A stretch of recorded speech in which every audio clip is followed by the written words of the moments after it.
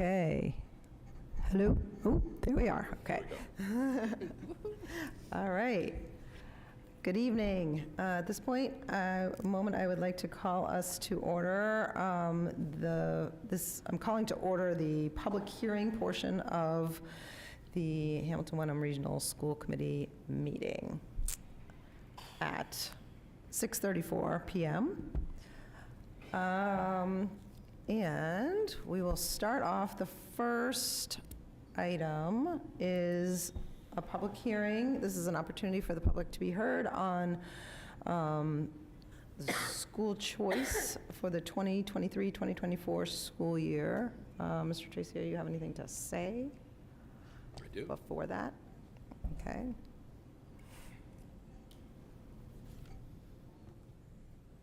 We did notice this hearing, school choice, to be held tonight, 6:30 here at the Bucher. I want to do a quick presentation to the committee and then open it up for any public comment or anybody that may want to speak on the issue.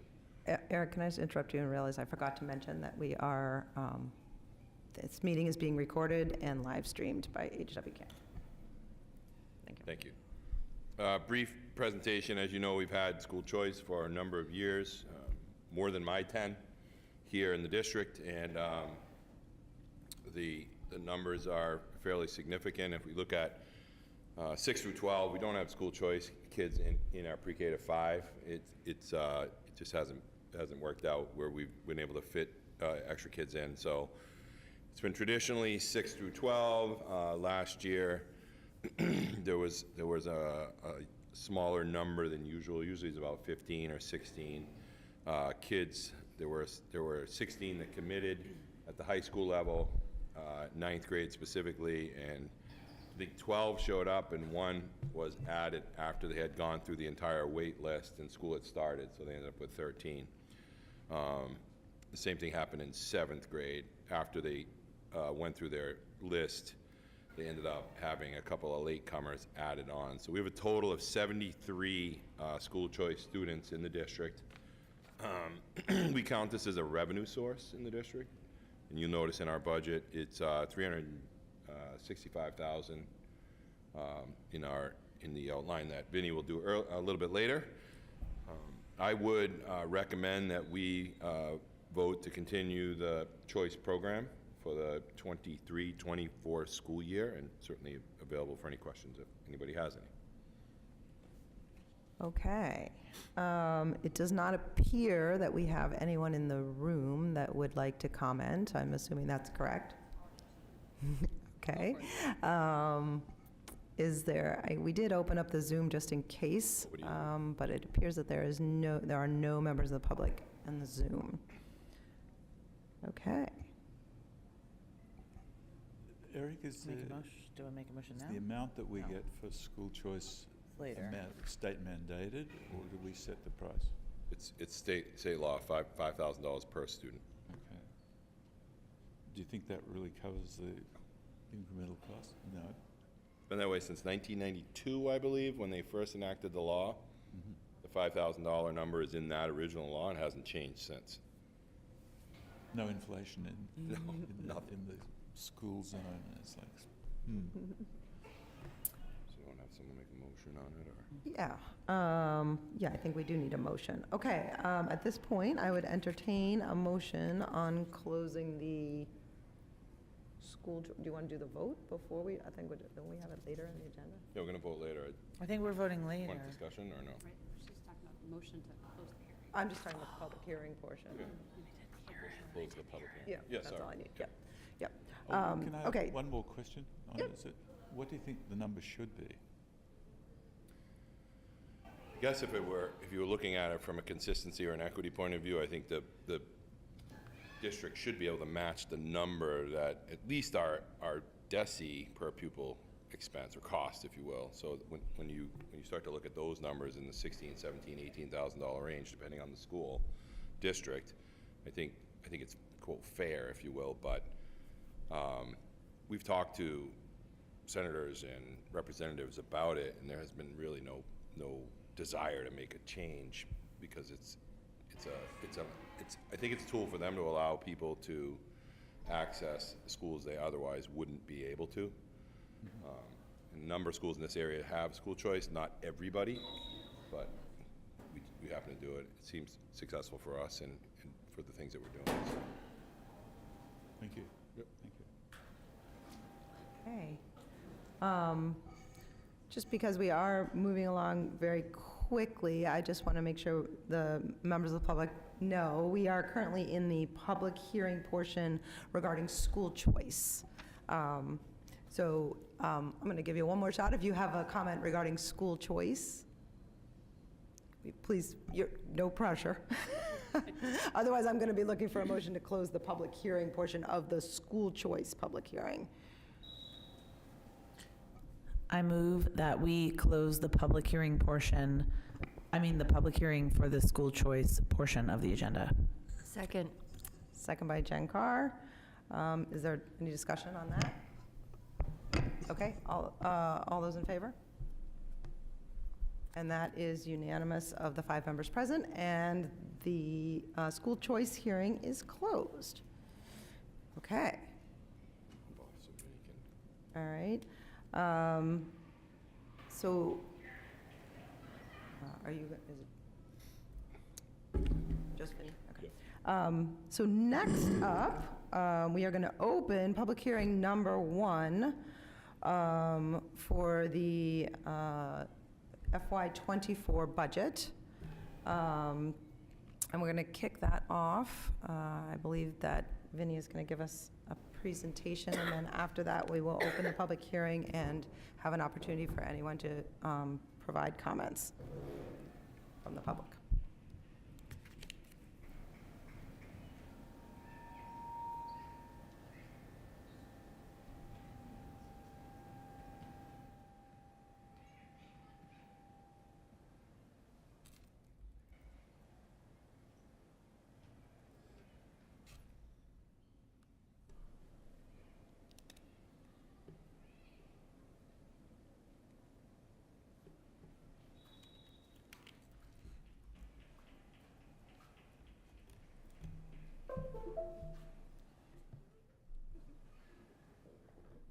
Just turning it for you.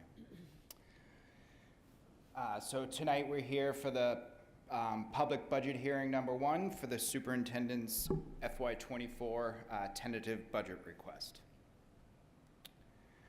So briefly, I'm going to discuss the highlights and what this budget allows us to do. The biggest portion of the budget allows us to make a substantial investment in the district's future capital needs with a $1.7 million investment in our capital stabilization fund, which will allow us to utilize these funds in the future and drastically bring down the overall cost of any future debt issuance and help reduce the overall burden to the taxpayers in future years. In addition, we are making an immediate investment in our current capital needs with an additional $700,000 to cover improvements for the high school auditorium, the Bucher Auditorium, as well as smartboard technology upgrades across the district. In addition, this budget allows us to cover a substantial increase in both our out-of-district tuition placements, as well as our student transportation for both general ed and out-of-district. We're seeing increases ranging anywhere from 12% to 14% in both these areas. And this budget is allowing us to fund this increase, which accumulates up to almost $800,000 and represents nearly 50% of the overall increase. In addition, and what I am mostly proud of, is this budget allows us to implement a 1.51% COLA to approximately 301 employees, as well as fund steps for 108 employees and column changes for 40 employees, while only increasing our budget by approximately $158,000 as it relates to our salary items alone, which is pretty substantial based on the amount of people that we're seeing move columns and steps and receive COLAs next year. In addition, this budget for a second year in a row is allowing us to increase our athletic user fee match, increasing it by approximately 4.5%, and this ultimately brings the total split to 50-50 between the students and the district. And last, this budget is allowing us to increase our OPEB investment by $50,000, bringing our annual contribution to $200,000, which is pretty substantial for a regional district. So ultimately, when you roll everything up, our operating budget by DESI category is seeing an increase of approximately $1.3 million, which represents a 3.12% increase, again, on our operating side. In addition, this represents a decrease of approximately 12 employees, or 12 FTEs. This is that same chart by DAC. Again, you can see the increase of approximately 3.12%. In terms of our debt service, year over year for the tentative budget, we are seeing a total increase of just over $24,000. We're seeing a small decrease in our first two debt services, which relate to the Cutler roof and the projects that we implemented in the summer of 2013, along with a small reduction in the Bucher and Winthrop boilers. We are seeing a modest increase for our Winthrop sprinkler system and our FY21 capital projects due to the fact that these two projects are short-term loans and the interest rates have increased substantially in the past year. Therefore, that's where most of the increase year over year is coming from. It also represents an increase to Hamilton of approximately $21,000 and an increase to Wenham of $3,600. So when you combine both our net operating and debt service, our total town assessment is coming in just over 3% at 3.02. Which represents an even 3% increase on our operating budget and a 4.35% increase on our debt service. When you break it out between the towns of Hamilton and Wenham, overall Hamilton is currently seeing an increase of 4.3%, and Wenham is seeing an increase of 0.55. That concludes our presentation for the public hearing, and I can take any questions or comments from the public. Thank you. Thank you. So at this point, I don't know if we can check, there's still no one on the Zoom? Nope. Okay. Does anyone in the room like to make a public comment or provide public comment on the FY24 budget? Yeah, so just like, I didn't give my whole spiel, so just like usual, please state your name and address, and please spell your name so that we get it correctly for the minutes. Sure. And just like regular public comment, in this comment, I'd like you to keep your comments to the budget, and we'll give you 3 minutes. Oh, thank you, Anna.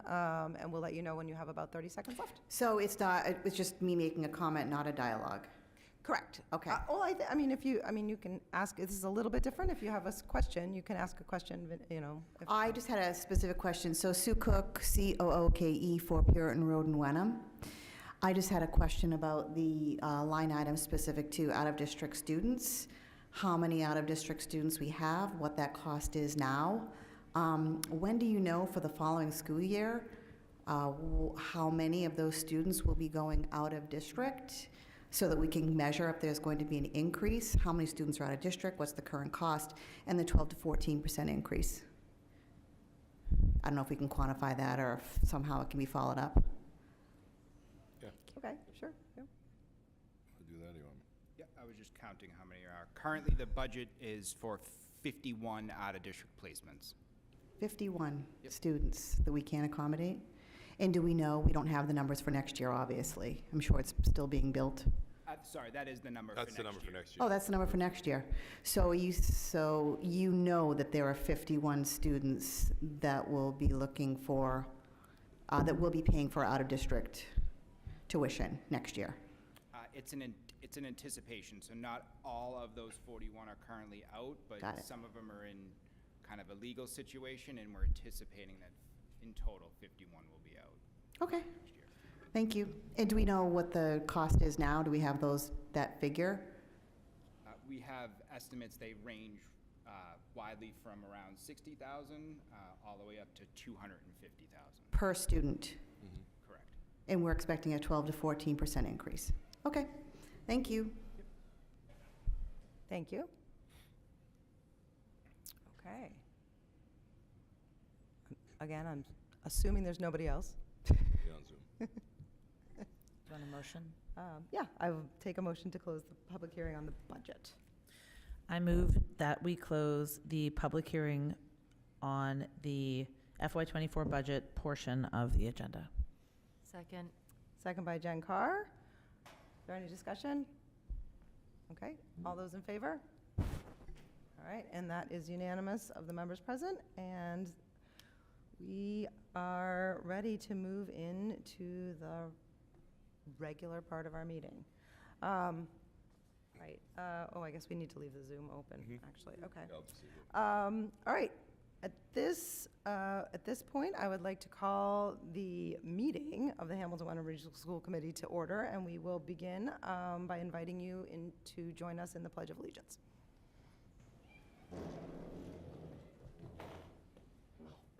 Pledge allegiance to the flag Of the United States of America, to the republic for which it stands, one nation, under God, indivisible, with liberty and justice for all.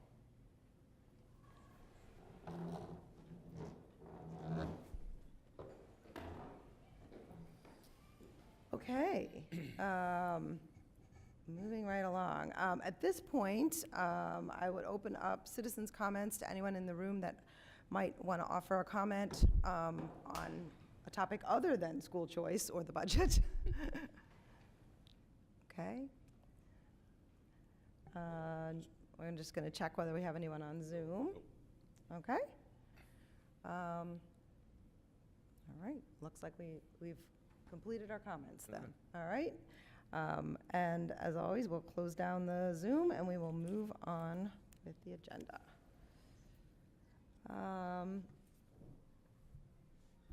Okay. I'm going to take my turn and read a portion of the school committee protocols. As elected members of the Hamilton Wenham Regional School Committee, we, including the superintendent, accept the high honor and trust that has been placed in us to ensure that the students of the district receive the best education possible. To that end, we hereby commit to the following in the conduct of our business. Number 11, a school committee meeting is a business meeting that is held in public, not a public meeting. The committee will make every effort to ensure meetings are effective and efficient. Thank you.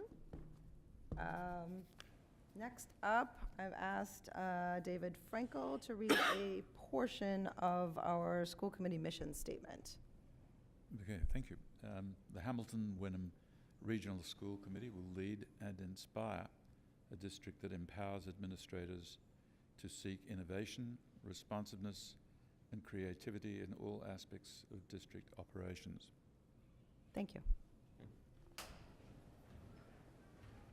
Okay. Next up is the consent agenda. Are there any items on the consent agenda that any member of the committee would like to hold? Okay, looks like none. Need a Julia, motion? would you be willing to make a motion? I move that the Hamilton Wenham Regional School District School Committee accept the consent agenda as listed.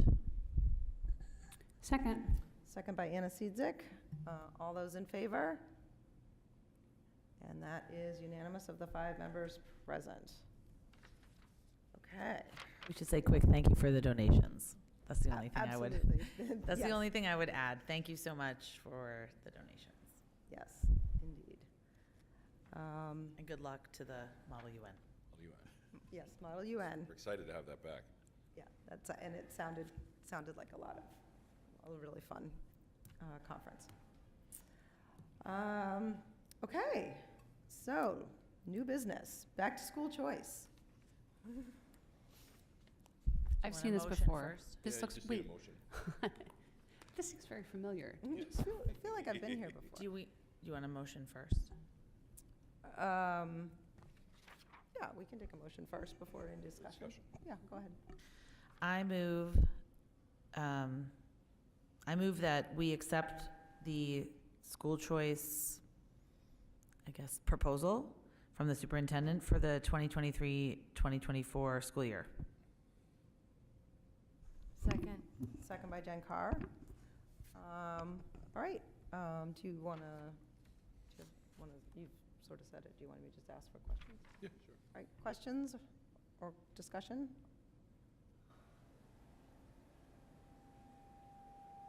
All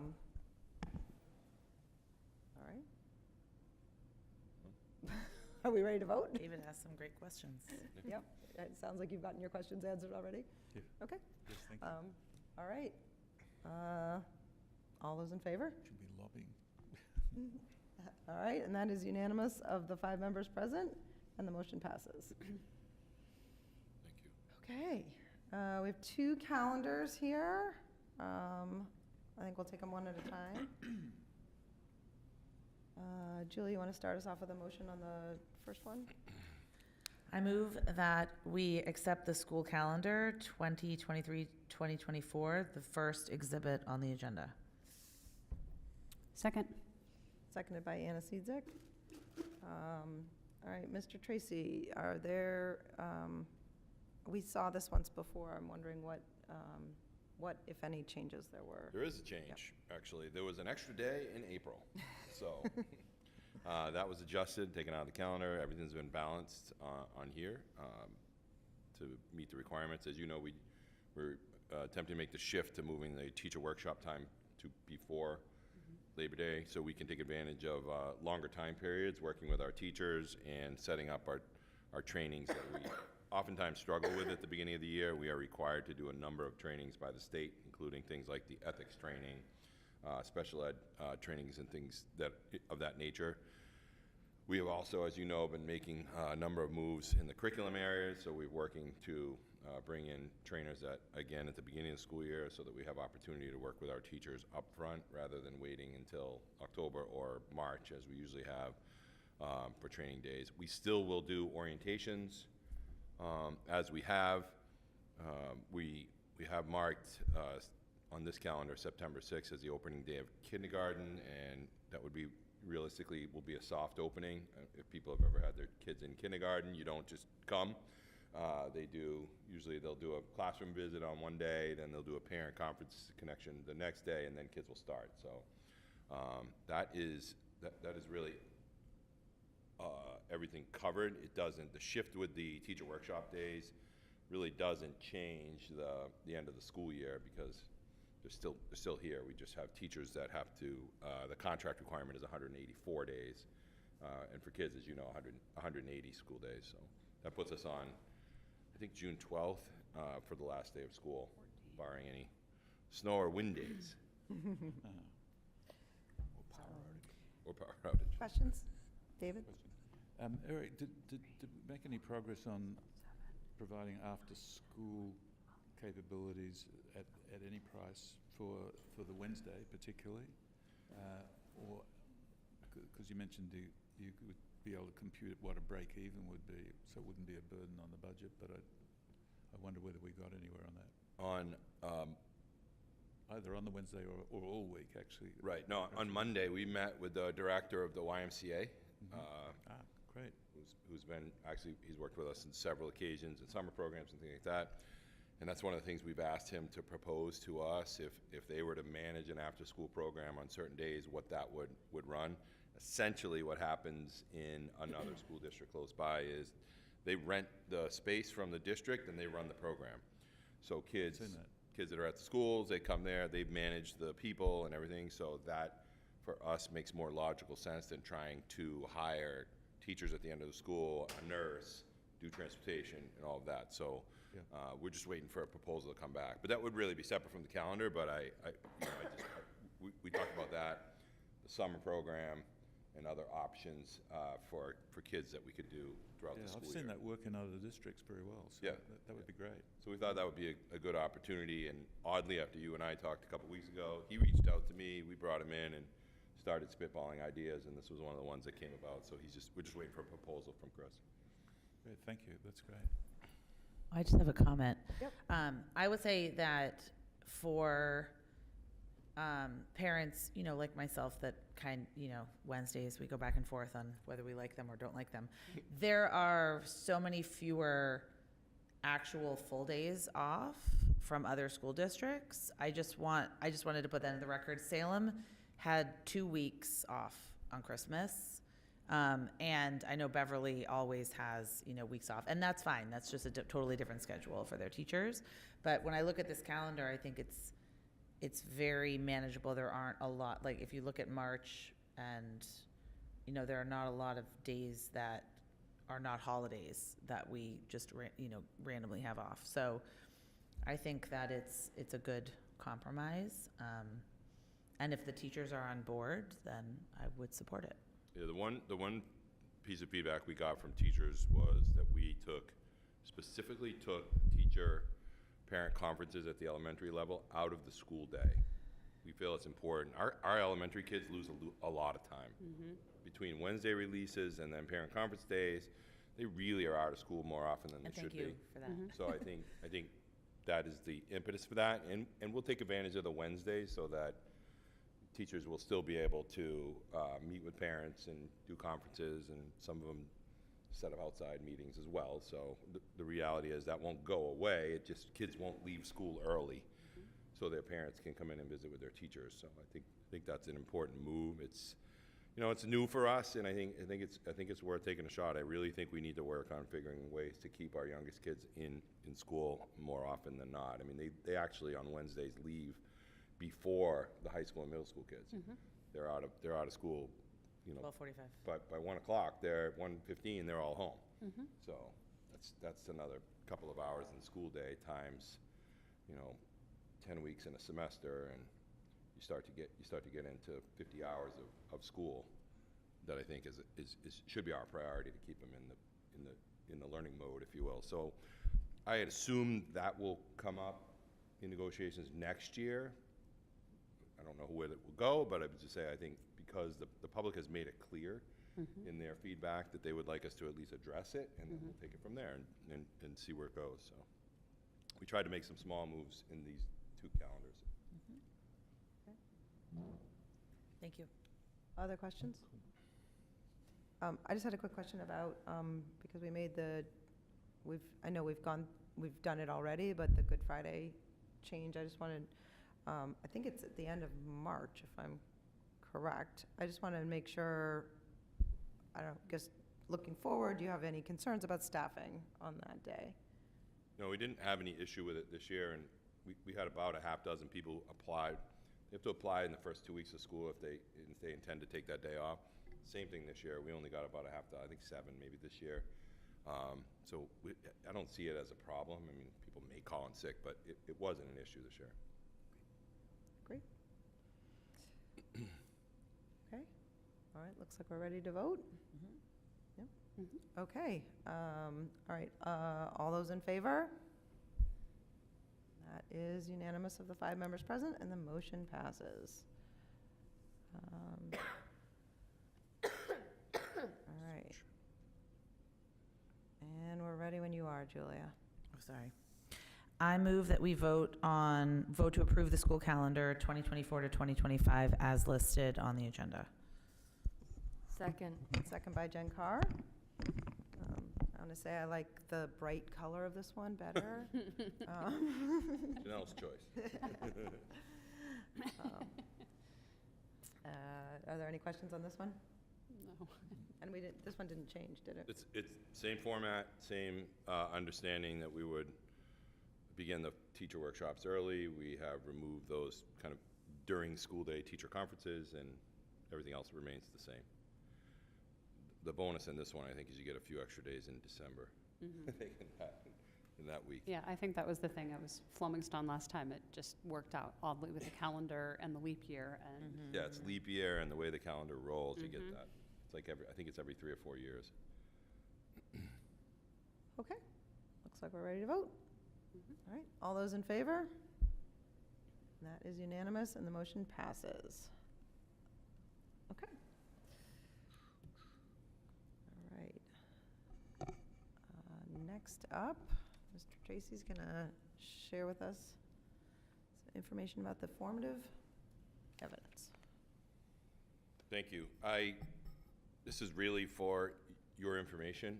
There's no fancy presentation other than it's a beginning outline of the work that I'm currently doing and that I'll continue to do through the school year. What we call on the school side a partial submission, so our teachers do the same thing, our administrators do the same thing, like it's a formative check just to, so you have some of the information to start to formulate responses for my evaluation in actually May and June. But this is the first half of the submission, so it really just broke it down the same way I did last year, so that given the feedback that I had last year from several members about, you know, how are you making progress on your key actions, so I tried to make that just as clear. Goal 1, we're just about done with that.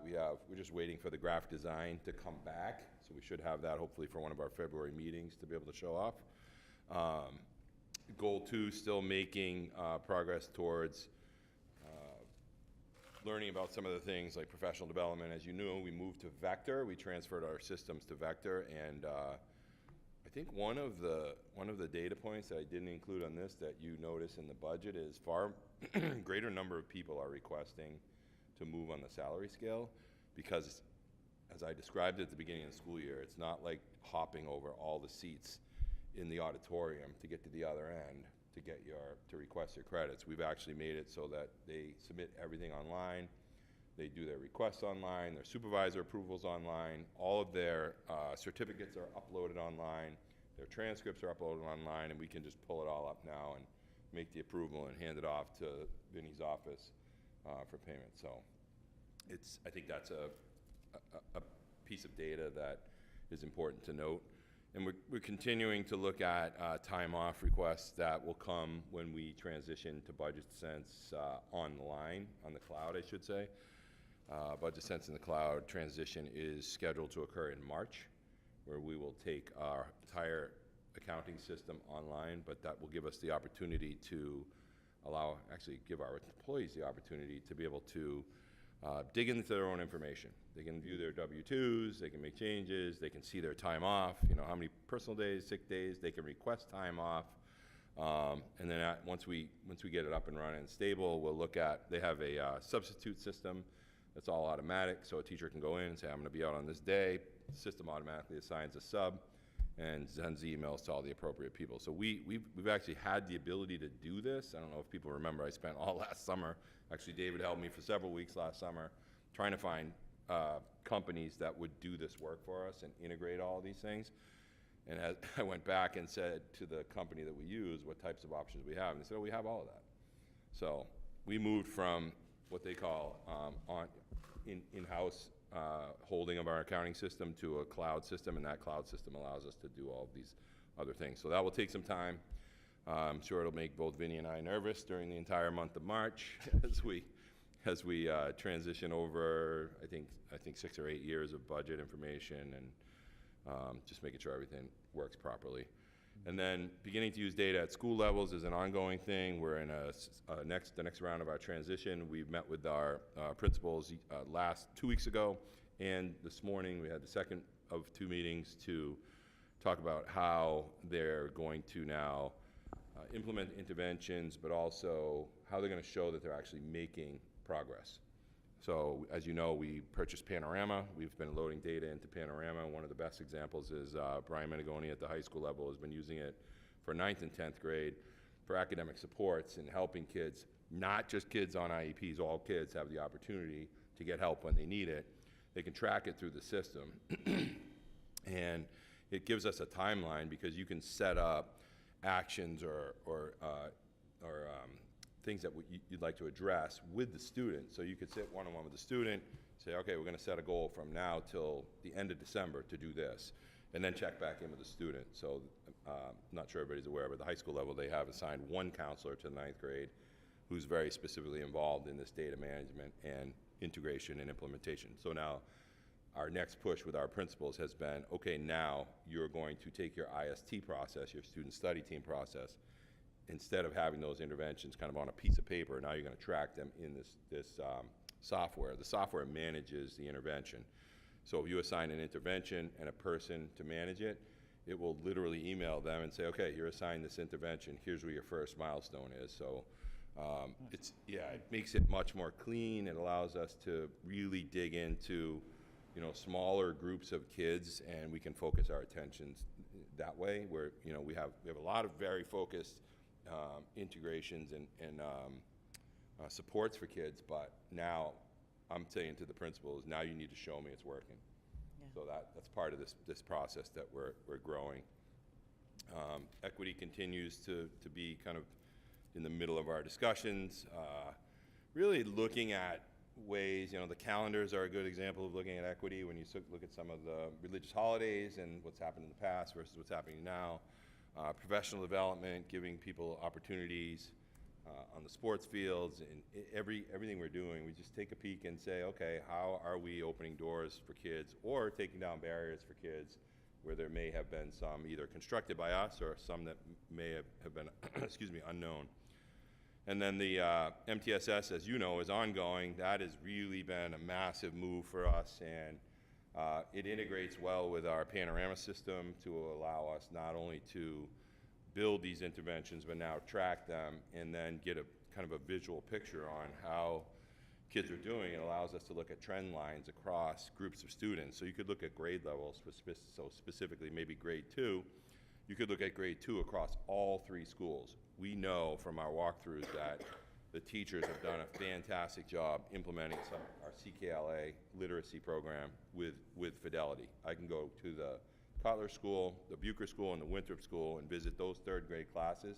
They are all in the same place on roughly the same days and following the same tracks, and we're seeing improvement already in some of our managed scoring that we're doing, like Dibbles and things like that. So this is ongoing. It will continue probably for the next 5 years. It will grow it. As you know, we're moving up into the middle school and then eventually into the high school, so kind of just building as we go. And then the second kind of segment, if you will, is basing it on standards. As you know, you'll do the evaluation based on the standards and the superintendent rubric. So I broke down standards and just did some initial reflections. These are not complete reflections because it's not a complete data set for you, but I think you can get an idea of what we've been doing, what I'm up to, and some of the things that we've done. One of the highlights is we've never had an instructional vision in the district, so we've been able to formulate an instructional vision and have that available to be able to say, okay, what does this mean when we're looking at instruction in our classrooms and having those conversations with teachers and with principals and administrators, but they can also have those conversations with teachers when they're either talking about curriculum, instruction, assessment, and even when they're doing evaluation. And then, so it's broken down by the 4 standards, and is really a compilation of things that have gone on so far, including in meetings. I mean, I'm at a meeting at night, so it just gives a little bit of compilation about what I've been doing and where. And then a basic reflection. Again, not complete, because it won't be complete till we get to the end of the year, and there are certainly a lot of things for me to continue to do as we go, but this just gives you a highlight and gives you an idea where I am today. So, thank you. Thank you. Okay. Questions for the superintendent? Sienna? I don't have a question. I just want to offer praise that you have put this all together on top of everything else that you're doing. And I'm not sure that people in the public are aware of just how much volume of work that you get through, that you show up at work before the school day ends, you work all day, and then most nights you have at least 1, if not 2 meetings on top of it. So I want to make a special moment to say this is a lot of information already, and it's amazing. I like the way you've used the hyperlinks. Like, you're very You're very tech savvy in a way that enables us to process what you're presenting. It's very easy to find what you're trying to say. So I want to applaud you for what you're presenting, but the amount of work that our superintendent does is amazing, and we are grateful. Thank That's you. Yeah, I would just add to that. What seems to be happening is what's referred to in IT is a complete digital transformation of the whole school, which really will add substantial productivity and lowers the irritation level dramatically for all the bureaucratic process. But you obviously added it into the academic side of it as well. So you have more power to you on all of that. There's really tremendous progress. Thank you. Yeah, I just want to add a little bit to what Anna was saying. Just this formative, the way that you've organized this and presented it to us is really helpful. It's just very clear and easy to use, and I would encourage it. I know this is the template is similar to what you did last year, and I appreciated that. It's really, just to Anna's point, it's really easy to use, and it's easy to go back. And just from a practical point of view, because I have been through it, I know that when we're doing the final writing, this makes it easier for the school committee to actually do their work. So thank you for that. It makes it easily accessible, the things that we might be wondering about or wanting to reflect on ourselves. Okay. And I think more importantly, if there's something on here that you don't understand or you want more information, please let me know, because I didn't hyperlink every single thing, but you can kind of get the gist from the hyperlinks that are there. And then by the time we get to the end, we'll have made all the connections. And certainly if you have last year's, you can see some comparatives over time, how we've connected the dots through the last 2 years. All right, and you took the words right out of my mouth. I was going to just say, please, as school committee members, definitely take your opportunity if there's something on here that you're curious about or you want more information for. It is one of the great things is that you have that opportunity to talk to the superintendent and get that information. And I think it's great to ask it now when you have it ahead of time like this. So thank you. Okay.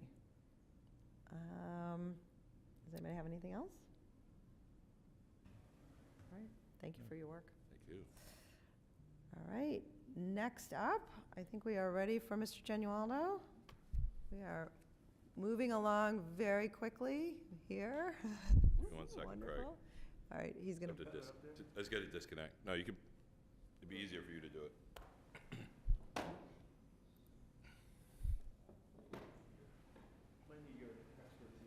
I got you.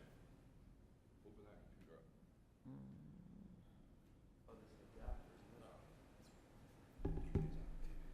Oh, there's an Apple TV on this one.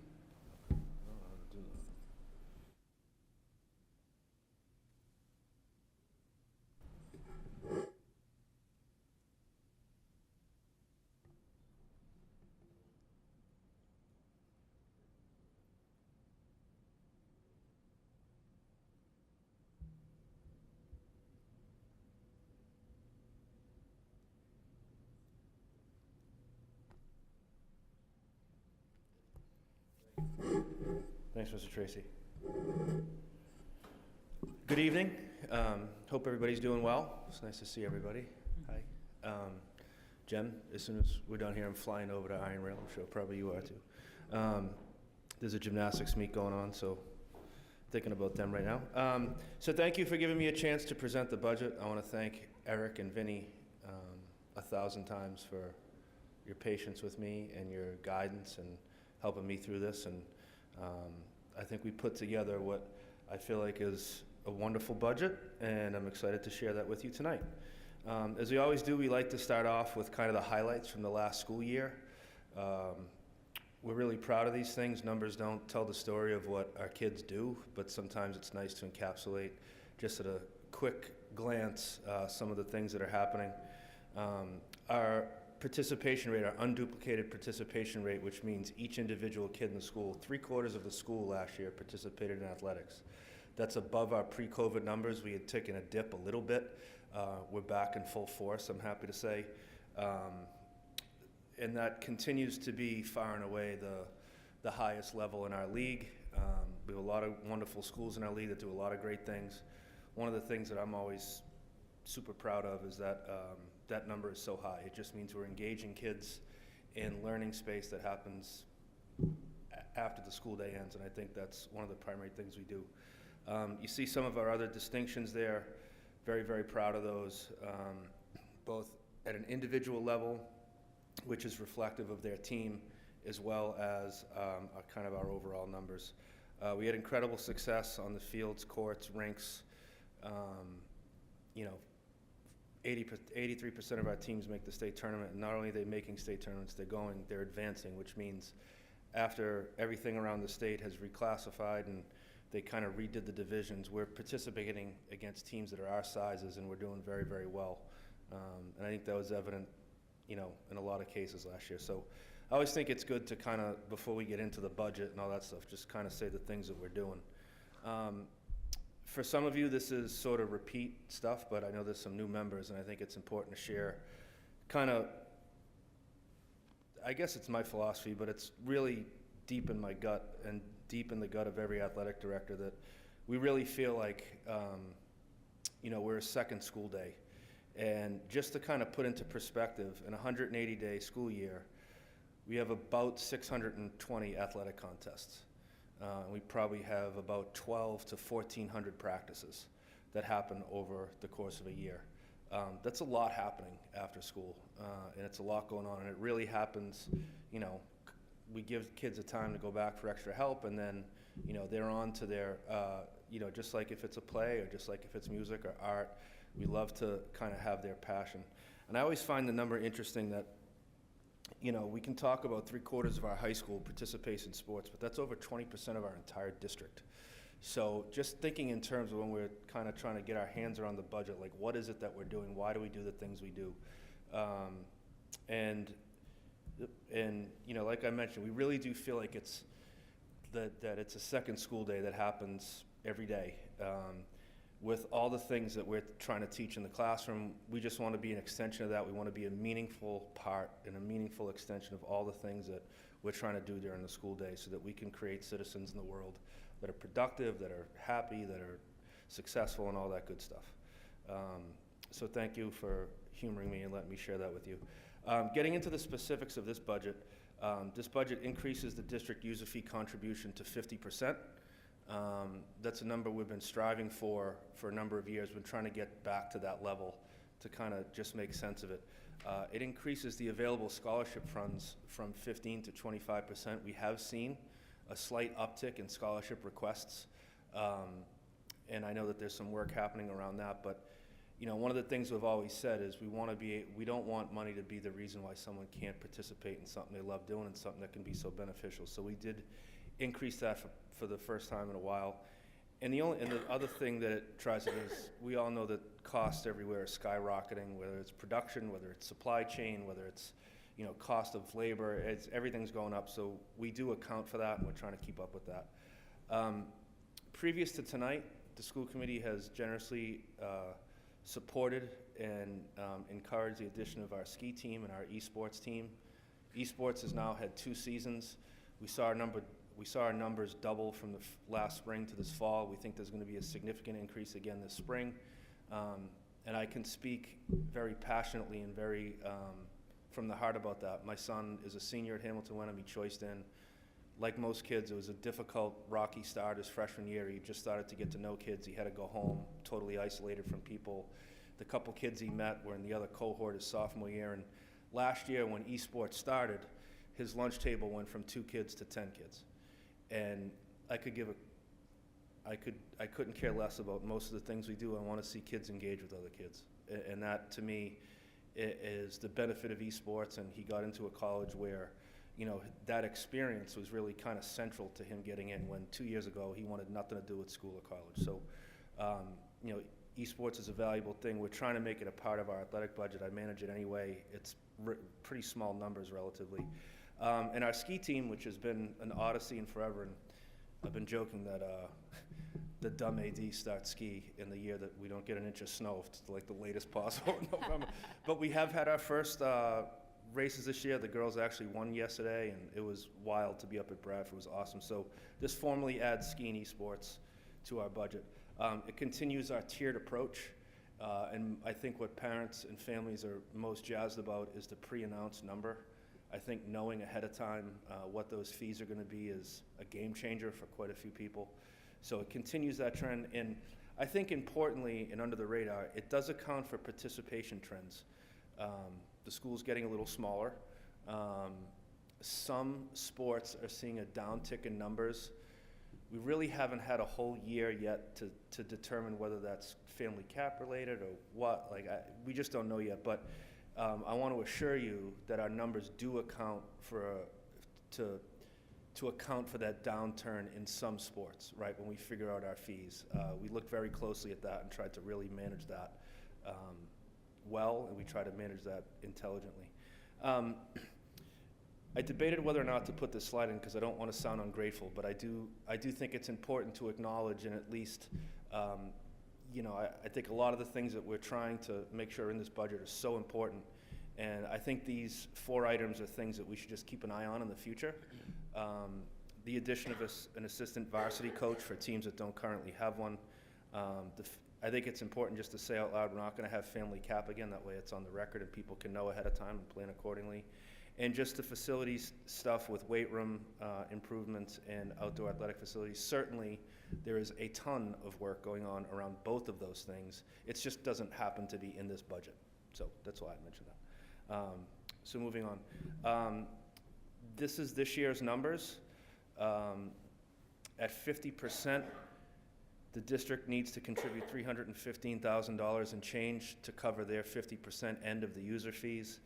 We have our administrative costs, which is the athletic office salaries, the trainer's salary, basically all trainer expenses, and then monies that don't apply to any one sport. They kind of are an overall thing. There's some facilities upkeep in that, and when there's extra buses and teams go 5 rounds into the state tournament and we can't budget for that in their team account, it comes out of here. So that's the administrative costs. And so your number for athletics this year is $594,813. And these would be your user fees next year. We're creating that 4th tier for esports, which doesn't currently exist, but you can see that every other tier will go down under this budget. This doesn't include the My School Bucks fee, but everything's going to go down. And we think that's pretty special given how much costs are increasing across the board, that our families will still see a reduction despite that. So we think that's significant. The $594,000 represents 1.73% of the overall district budget. I am overjoyed to tell you that is now in line with schools like Ipswich and Manchester and some of our competitor schools. There's still schools in our league that have more, like Newburyport, with way more kids and commerce and money and all that stuff. And there's a few that are below us that don't have nearly as many kids as we do. But this is slotted just about where we are in terms of size and offerings and this and that. So, in the past we've been less than 1.7, and it always, was something I'd bring up. I couldn't be more, this is such a positive slide, I couldn't be more overjoyed to share that number with you. And with that, that's all. That's my presentation. I'm happy to answer any questions you may have. Thank you. All right. Questions? Yeah. I don't know if I missed this, but with our current tiered approach, are we pulling in enough fees to cover the sports that we're running? Yes, absolutely. And that does, like I said, in addition to that, it accounts for the downturn in participation, and we still take all that into account. Anna? Not a question, just another positive comment. I remember the first time I spoke to you was either right before I was elected or right after. And I want to say at that time, user fees were maybe 35%, and every sport had a different number, and boys and girls sports of the same sports had different numbers, and it was a real pain point. It was something I was really targeted on, and to see where we now are at that 50%, and to see that sort of predictable parity across the board without, boys soccer's here, girls soccer's here. I think this is one of those small areas where when we talk about an equity lens and we talk about Title IX and we talk about all these things and thinking through all the things that sports do in the school, and we think about the fact that our high school was designed 10 years, opened 10 years before Title IX was even passed. And the fact that we're at this point now where I think anyone can objectively look at this and say, this is a fair, equitable distribution. I still have dreams of a flat user fee, but in all honesty, the tiered user fee is very practical. That makes a lot of sense. It makes common sense, and this is just huge progress. And so for anyone who plays sports and appreciates the value of sports, this is I hope the parents appreciate how hard you've worked on this, and I think the school committee has really pushed you. I know I've personally really pushed you to make some of these changes, and I think it's great. Now we just need to get that athletic project funded. So again, if you have $12 million that you would like to donate to the district. Mega Millions was us right there. I have to tell you, I've been buying tickets, and if I hit it, I'm donating that money. It's gonna happen. So thank you for all your work, Craig. Thank you. I did have a quick question, what does it mean? It says, what is the My School Bucks fee? So the My School Bucks fee, we collect our user fees online, so that there's not, in the fall, if there's 289 athletes, we don't have 289 checks floating around. It's an online collection fee similar to. So it's just like. It's like PayPal, but it's what the school Got uses. it. Okay. Processing. For school lunch. It's how they do the lunch Yeah, school lunch is fees paid too. that way. Getting an education here. And you're incentivized to, it's a per transaction fee, so at least on the lunch scenario, you're incentivized to put more money in, so you don't have to pay the fee. Got it. All right, other questions? Great. All right. Oh. Thank you. That was Amazing. very helpful. And I will say, I know at the beginning, I think it is worthwhile to do what you did at the beginning and share the, Yeah. I think it's important. Once So- a year, we can roll it out and have fun with it. Thank you, everybody. I'm incredibly grateful for you. Thank you. Okay. That's great news. I know, right? Okay. Next up, Vinny, are you going to present again, or are you? Okay. Oh, wait, there's more. But wait, there's more budget. Just can't get enough budget. I know, saw that. I'll just chime in and say, when my students were at the high school, parents had to pay 100% user fees. How long ago was, you don't even have to say. They graduated 2015, so, yeah. Ouch. Yeah.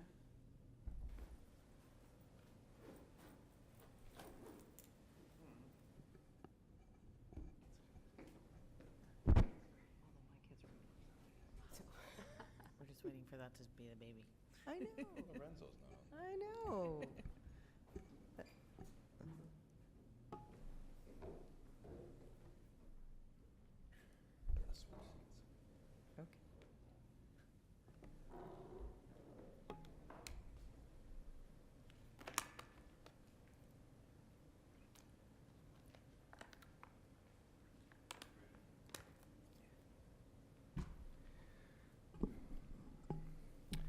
Okay, so for the second presentation tonight, I'm giving you an update to the superintendent's FY24 budget request. So tonight, there's 3 areas that are needing update. They relate to our Essex County retirement appropriation, which affects both our insurance DAC and insurance DESI category. It is in addition, we have an update to our Winthrop Sprinkler and FY21 capital project ban, which affects our debt service. And last, we have an update to our Sims count, which affects the assessment calculation for both our operating and debt service budgets. So for the Essex County retirement appropriation, for FY '24, the school district's overall share of the total pension liability actually decreased. This is very rare. Because of this decrease, we went from a percent rate of 2.36% of the total county's liability to 2.22%. So this reflects a decrease of $123,000 when you compare the tentative budget approved a few meetings ago compared to this updated budget, or a $16,000 decrease if you compare our FY '23 final budget to this now updated budget. So in terms of the pension liability, decisions that Eric implemented this year is what has affected our overall liabilities. So for those of you who don't know, teachers are members of the Mass Teachers Retirement System. The funding of that system comes from our state income taxes. So the state uses our income taxes to pay for Hamilton Wenham's Mass Teachers pension liability. For everyone else, our TAs and some of our non-professional staff, they're in the Essex County retirement system. That system's liability is funded through our real estate taxes. So the moves we made this year to reduce 6 TAs and increase them by 2 teachers, we actually lowered our overall salaries that we are contributing to the Essex County retirement system, which thus lowered our overall percentage share of the system. It's kind of what I've been referring as the trifecta, because not only did we save salaries from this move, we also saved health insurance and benefits costs, and now we're saving pension liability costs. So overall, that one move that Eric made ultimately saved us tens of thousands of dollars spread out through different areas. So overall, compared to the tentative budget, this one line item is showing a decrease of $123,000. Next up is our debt service. This relates to the interest due on the band that Kevin Mers presented to you, I believe, at the last meeting. The tentative budget incorporated an interest payment of $41,166. This was on a $914,000 loan. Excuse me. The actual interest that is due is $41,052. I believe I used an interest rate of 4.5 and it came in at just like 4.89. So I was just off just a little bit, which was a pretty good guess. Ultimately, it only dropped us $114, but nonetheless, it is a change to the budget. If you look at the calendar this year, October 1st was a Saturday. Usually when this happens, the state takes the data from the Friday before, which is September 30th. But for this year, they actually used the Monday date, which I believe was October 5th. And you wouldn't think this is a big deal, but we actually had one student that enrolled in another district on October 5th. So after we submitted the date, 3rd, sorry. So after we submitted the data to the state, and after all other districts submitted the data to the state runs like a statewide error report. It kicked back one student that was being reported in 2 different districts. Ultimately, the state said that's not our student, it's the other districts. Therefore, our total enrollment on October 1st dropped by 1 student, which was from Hamilton. So this translates into a 0.01% shift, and that shift goes towards Wenham and away from Hamilton. So ultimately, that 1 student translates into a reduction to Hamilton of 3,487 and the opposite increase to Wenham. So overall, where does that now put us? In terms of the operating budget, we are now coming in below 3%, and we're landing at 2.83%, and we're realizing an increase of roughly $1.21 million. This is it in DESI form. The same chart again in DAC form. So in terms of our now final debt service number, year over year, we are realizing an increase of $24,737. Just to remind everyone, this again does not include any expenses for the Cutler feasibility study, and breaks down to an increase of Hamilton for $21,000 and an increase to Wenham of just under $4,000. So now combining both the operating debt service after all of our revenues and offsets, we're coming in at a combined assessment of 2.66%, or roughly an increase of $902,000. This gets us to just under the 4% mark for Hamilton, which was one of the things we were really striving for. They're coming in at 3.94% and an increase of roughly $876,000.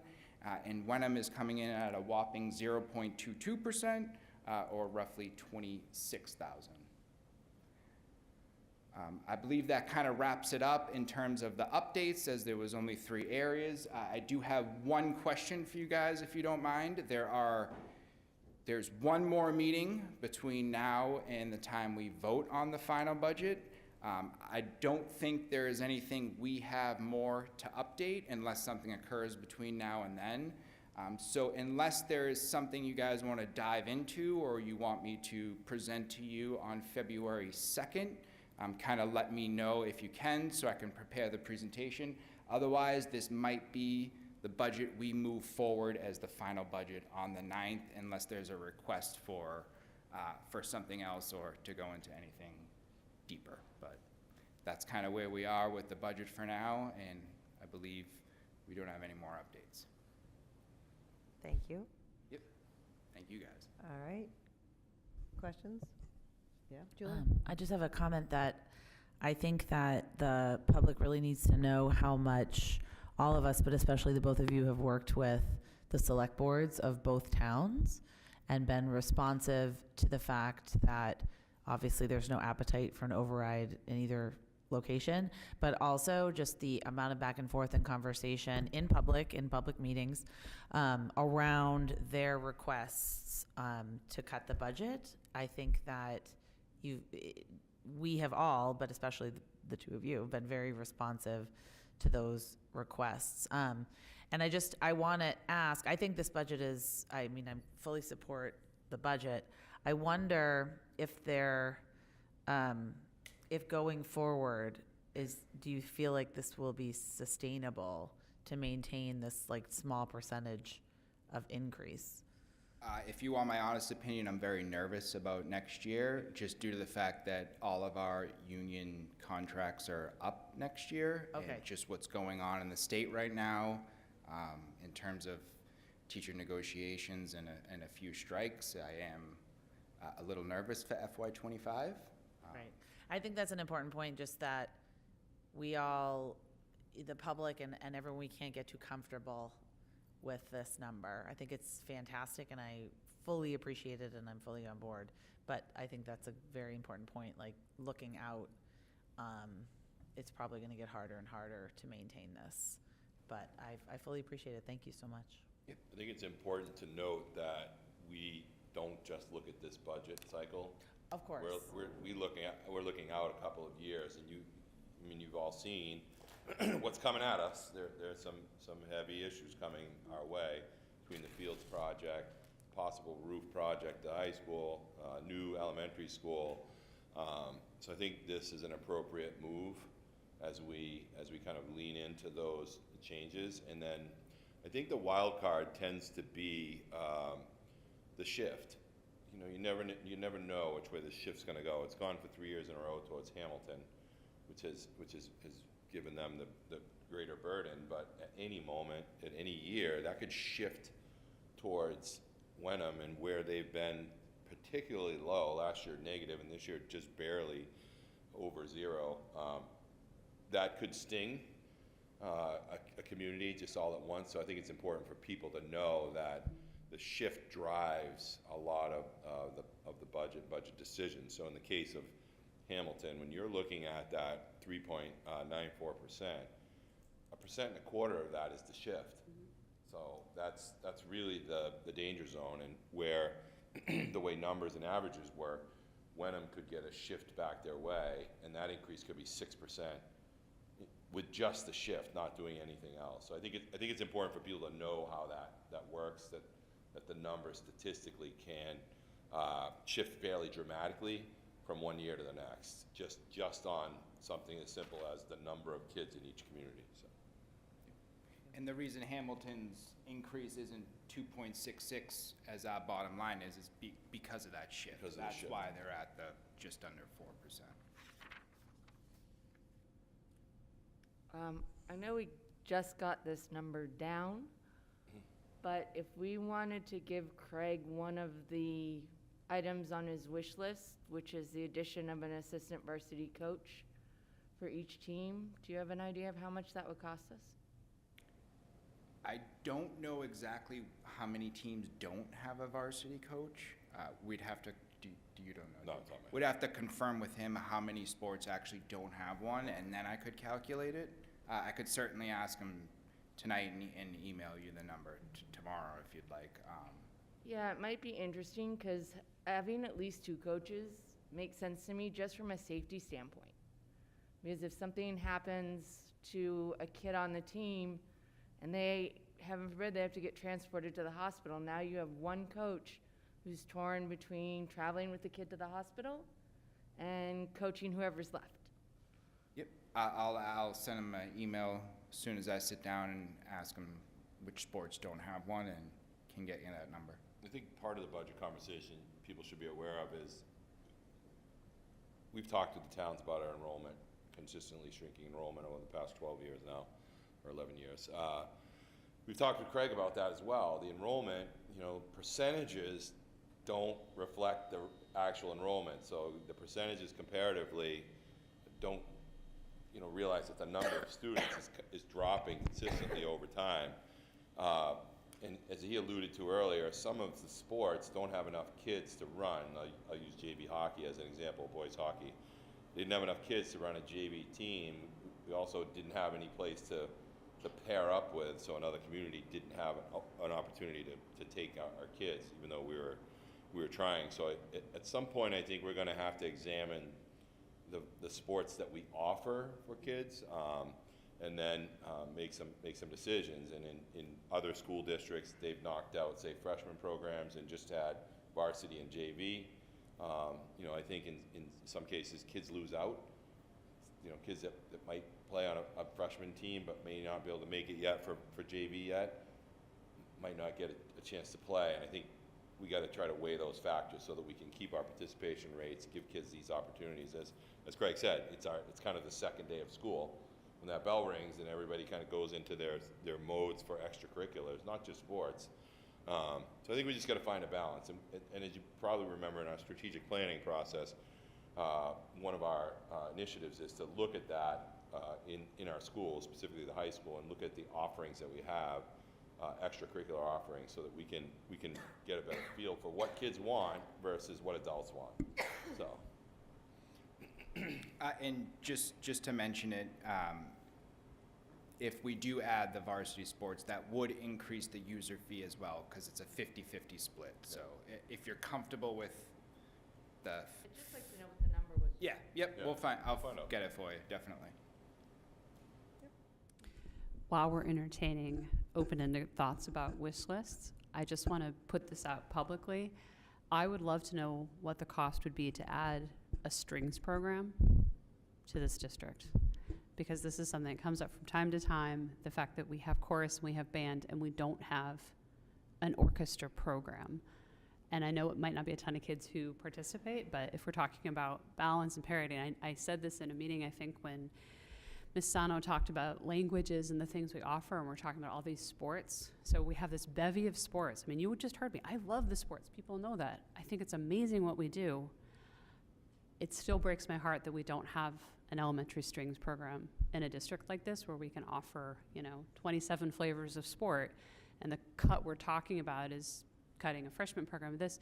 If you think of a music instruction, the core of it are those 3 things: chorus, orchestra, and band. And we only have 2 of those legs. So if we're going to throw things at the wall, I would love to see the cost of elementary string instruction. moving forward. And having had That's that, my soapbox on that. having had that in a previous school district, that you're really paying for the cost of the teacher or instructor. Generally, kids, as in our bands, supply their own instruments. If not, we find them for them. So those don't become an excessive cost, but really the driver becomes getting an appropriately qualified instructor to put that together, who's willing to do what our, what Mr. Fecky has done and Ms. Simcoe have done with the other two legs of our program. So. Or Mr. Ferreira, Ms. Yeah, Clark. yeah. And now, You can bring it all the way down through the elementary levels, and as you know, we've put into this budget an expansion of our specialists at the elementary level for that purpose, so that we can give more opportunities at the elementary level. So that maybe that's a discussion with the Yeah, music I mean, people. if that's really all it is, in the scheme of what we do, that's, I don't know. For all those children who really wanted to play a strings instrument and have to do it entirely privately, I just, to me, it's an obvious thing to add that wouldn't be a huge amount of money, but would benefit, a number of kids, so. I digress, I just have to plug for the strings, that's all. Okay. Anybody else? Okay, Well, thank you guys, Thank you. appreciate it. Thank you. Thank you.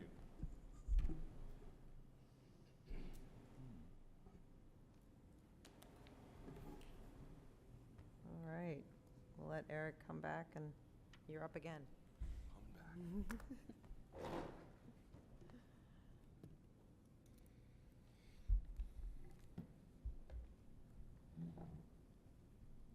Superintendent's report? Correct. Yep, okay. Superintendent's report. Just a reminder, next week, I think I let everybody know, I'll be in Atlanta for 3 days for that Learn Lead Now program. I'm looking forward to that. I was sent all my pre-materials, so I know what I'll be doing all weekend before I go to get ready for it, but looks exciting. I'm really excited about meeting members of the cohort. There are 4 of us from Massachusetts, and then the rest are from many of the states along the eastern seaboard, so I'll be able to interact with people from other states and bigger school districts and smaller school districts, and should be a great opportunity. So if you're looking for me next week, I am looking for ghostwriters for the Superintendent's Weekly, so I feel like writing Is there a word limit? 150 words. I appreciate self-awareness. I just lost my notes here, sorry. The nurses have just completed yesterday, they did a cardiac response drill. They did it at the high school because they had the availability of the space, but essentially they had a student who was actually a mannequin. The idea was a student went down, was unconscious in the cafeteria. They called across the radios, they responded to it, went through their procedures and their process. All the nurses were there. So they went through their process, including using AEDs, making sure everybody understood how that worked, where they were. Involved the local fire department as well. They helped out, brought some other equipment that they would do. They did a mock response to see how long it would take them to get to the high school in that type of an emergency. So I just want to publicly applaud our nurses for putting that together, and then also making it happen again with local groups. Involving the fire department is important. We did that tabletop drill last year where we involved a lot of area groups, and I think it's important to be able to get these groups into our schools so that we can not only make connections, but they can be familiar with where things are in our schools, how to get into our schools. Even when a certain location's called out, they know how to get there. So, it might be the middle school, but there might be somebody behind the middle school. So I think those practices are important, and I applaud Nurse Tabankin she's our lead nurse, for putting it together and making it happen for our nurses. Also, Mr. Menegoni and Mr. Becker at the high school for helping them as well, being volunteers. So,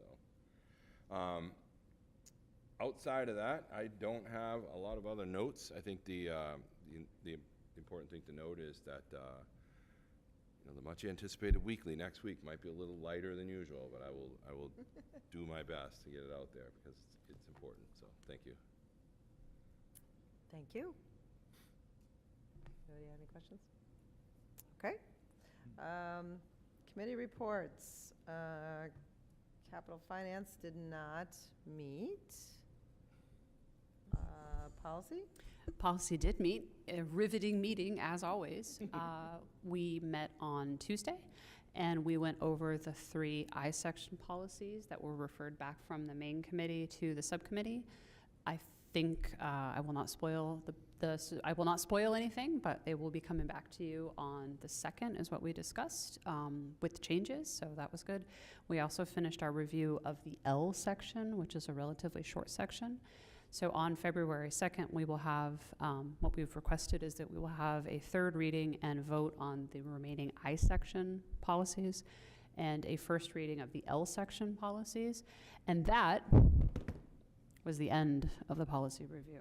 So unless there are major changes coming out of those next meetings, the policy subcommittee will have finished its MASC work for the moment until we decide to do it again. That is exciting. Thank I you. was very excited. All right, so, so we'll expect that, that'll be coming to us for the next. February 2nd. February 2nd. Okay, Yep. great. Thank you.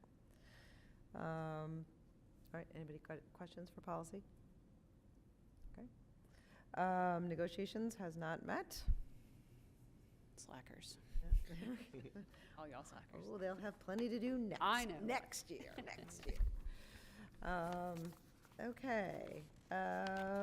Next up, we have the chair's report. I just wanted to let particularly people from Hamilton to know that the Hamilton Master Planning Committee is back up and rolling. I have a little flyer to push out, and I did send it out to our Hamilton members, to Anna and to Amy, just saying that there is a Hamilton Master Plan community meeting that's just going to be at the middle school on February 4th from 11:30 to 1:30, and it should be really, I think it's going to be a really good opportunity to get more community, to pick up where we left off, and get more community input and vision on the future. So come if you can, and I encourage, like I said, I did send it out to our Hamilton members. If you Wenham members have lots of Hamilton friends, I can send it to you too, to push out to the Hamilton community. The only other thing I had a comment about the superintendent's weekly, which I wanted to say, I did appreciate. I don't know whether it was this week or last week, but I loved the link to the Write the Hook. I love that. I so appreciated it. They were fantastic. They were great. They were both 2 middle school students. I love it. And I appreciated the link, and shout out to them for. And the high that. school newspaper. Oh, yes, and the, yeah, I and know. I read the it. general consensus. Yes. It's always great, so I appreciate those links. And then I just did want to, I'll let you know, on the regional agreement, we are moving very slowly forward, but just to let everyone know that our Mark Terry, our lawyer, has reached out to the 2 towns in the hopes that their lawyers and Mark has gone over the agreement already, but to get them to go over it all together and sort of begin that redlining process. Just because it's come up in a few conversations recently, and then I think it was Julia mentioned it, or talked about it maybe, I don't know, today, about the shift, about that is one of the things that is in the regional agreement that we just talked about. For me? Yeah, just one, in the Hamilton Master Plan, have they re-engaged a consultant to work with them, or they? Yes, so it's Barrett, it's Judy Barrett from Barrett Consulting, or Barrett. Yeah, so we're up, and we got some new members, and and I will say they are able to use, we're not starting from scratch. They really did a good job and are able to sort of use some of the useful material that we had from before. So, yeah, I feel like we're Okay, that's good. moving forward in a positive way. Thank you. Thanks. Yeah, and as a group, we had we walked into sort of a crazy technical difficulty, and we figured it out as a group last time and got the meeting to work. I was skeptical, but it did work out. Okay. Does anybody have any topics for future meetings? Anna? I would like to have a conversation about pride flags on district flagpoles. Okay. Sorry, I didn't hear that properly. What was that? I would like to have a conversation about pride flags on district flagpoles. Pride flags. Okay, and I think, Anna did mention this to me already, I'm thinking it probably makes the most sense to put that on the first meeting in March, but we will look at that and make sure Sure. but that's what I'm thinking. I think I'd like to do that post-budget. I do not disagree with that. It's Okay. fine. Okay, any other topics for future meetings? Okay. Do you have anything else? Okay. I think we're ready for a motion. I move that we adjourn the school committee meeting. Oh, you second? At 8 p.m. Awesome. 8 p.m. At 8 o'clock on the dot, Dot. and we Well are done. adjourned. Don't we have to Oh, vote? sorry. All those in favor? And we are adjourned. It's unanimous.